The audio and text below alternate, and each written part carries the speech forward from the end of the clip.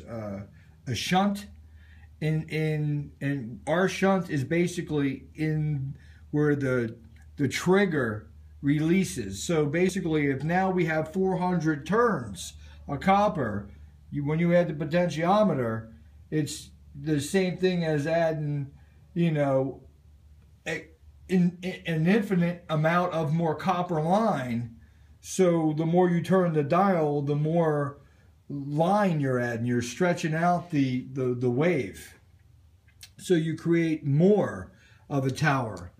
So this does work. It's lit. And it definitely has its, you know, powers, and it's doing it. And it's directly coming from the oscillation out of the tower into the potentiometer and back out into the array of how we have this set up, and it's got the light lit. So if you turn the potentiometer down, you know, just a little bit, you can see the light will dim a little bit.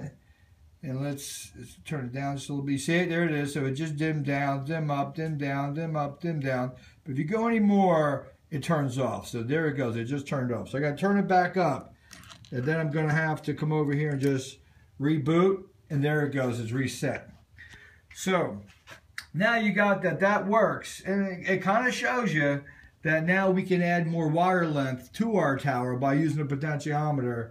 And you can stretch out the wavelength by doing that. Now, another thing I want to show you is, last and final thing is, right here I have the 4-foot fluorescent light bulb lit up. Now, this study here, I just happened to run across because I was just kind of thinking oscillation.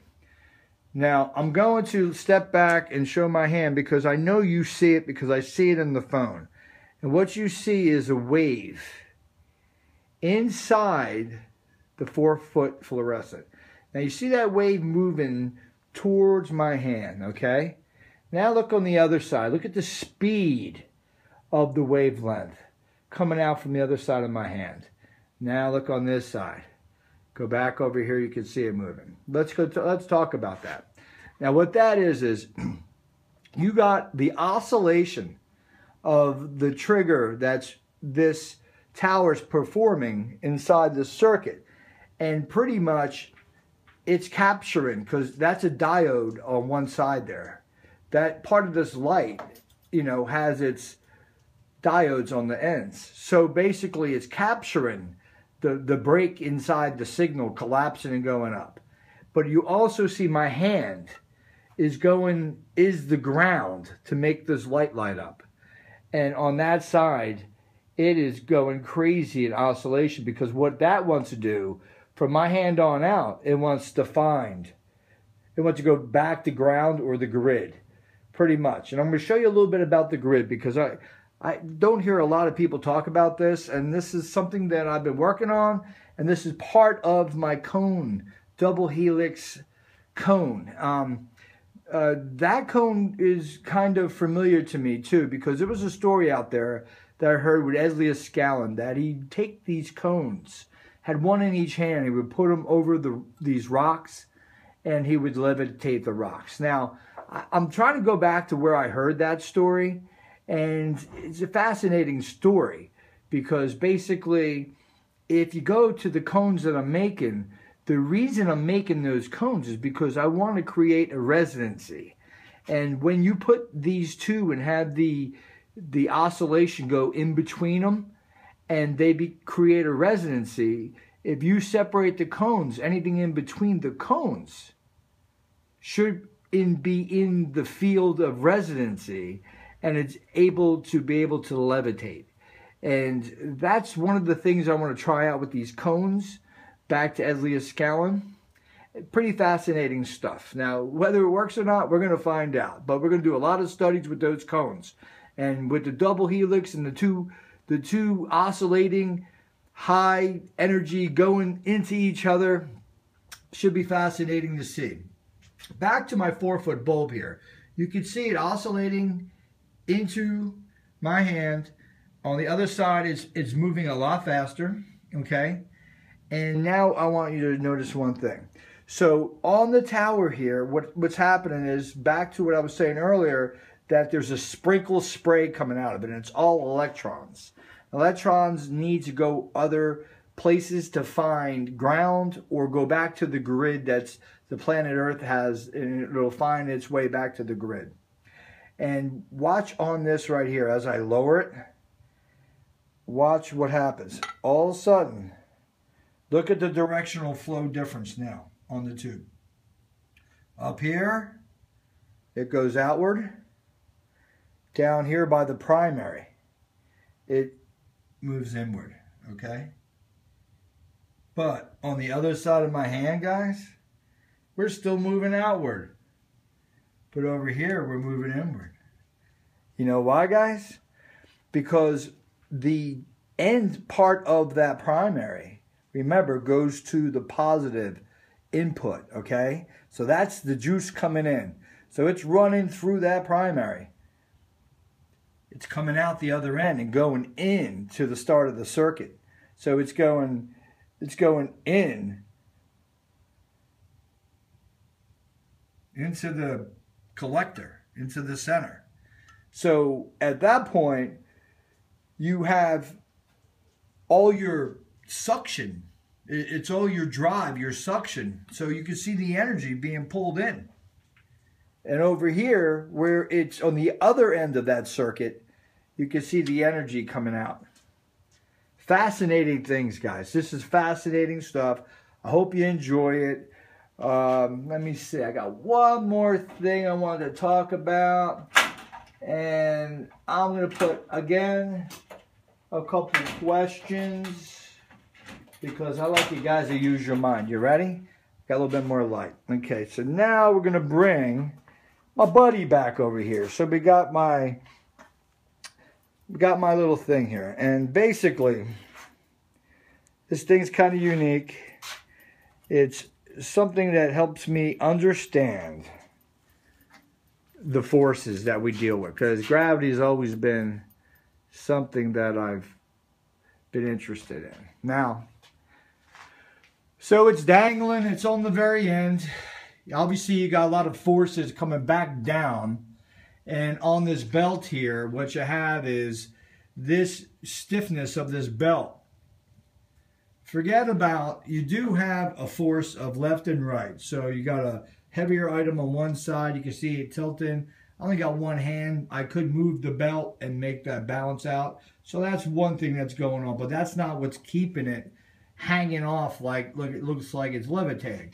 But basically the stiffness of the belt and the angle of this cut here is giving this apparatus an upward push.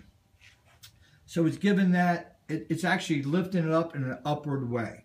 So while that's doing that, it's driving the left energy, the right energy, and the upward energy all into one particular point on the very end here. Now, of course, on the very end here, you know, you have it leaning against something. But it does just do its thing. You know, it's hanging out. It shouldn't be doing it. It defies, you know, what we have here we call gravity. But basically, it's just this is changing the dynamics of how things really are. But definitely is the twist of the belt, the stiffness of the belt. So you're giving it that upward pull. So it's actually, because of that array just hanging there, it's pulling this up. So that is one of the things we're going to be working on too in the future. Right over here on the side, what I'm doing is going to build a nice size square box that will house my new array of my double helix cone. And we're going to create sort of like capacitance, different metals, like a box, tall box, encapsulated. And each metal is going to have different frequencies to resonate with the cones. And then we're going to talk about some of the things we're trying to hunt down for when we do some of those studies. All right, guys, I think I pretty much covered everything I can. Coral Castle, I think, is in trouble. There's my visit down there a few weeks back. I seen that the top part of the crescent, big crescent in stone he has up there on the wall, the one you're looking at where that old 1930s video where the girl is inside of it leaning, well, the top very part of it broke, a big section broke off, and one of the workers there said that it was like powder the next day when they came in. So I'm doing some research, and what I'm realizing is that I know how to make distilled water. I know a lot about water and alkalinity. It's my specialty.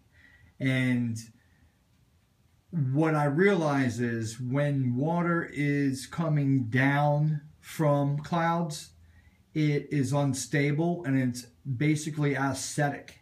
So the acid water is hitting the rock that's exposed. Now, other coral rocks in the ground, it's not exposed. And then when the water hits the rock, it needs to stabilize. So it's eating away like acid on the rock. Now when water hits the ground, it starts stabilizing because the minerals that it's on the ground. And the more minerals it goes by, and the more it collects, the more it stabilizes. So I make alkaline water, and I think I can come up with some of the studies I'm doing with the rock. I think I come up with a way to possibly deflect, like a clear coating that'll deflect the acid that's eating this rock. I hate to see Coral Castle in 100 to 150 years where it just fell apart, because it looks like it's heading that way. So I might start a coalition to save Coral Castle, guys. Who knows? Might get some use out of my time that I spent on Leedskalnins. Bam! Look at that thing. Look at this thing. This thing is going to be beautifully running. The tower won't be in the middle of the wheel, guys. That's just there right now because I'm working on it. But, yeah. We're going to do a lot of studies and just a little. Leedskalnins is taking me to many places. I am blown away of Ed's reach. Sort of like Kevin Bacon, the Baconator, the Leedskalninator has taken me to many, many levels. All right, you guys. All I'm going to say is my Madonna cones. Woo! NASCAR! Can't wait to get these things all set up and start running my little circuits and this stuff, man. I'm going to see magic. Talk to you later, guys. Peace out.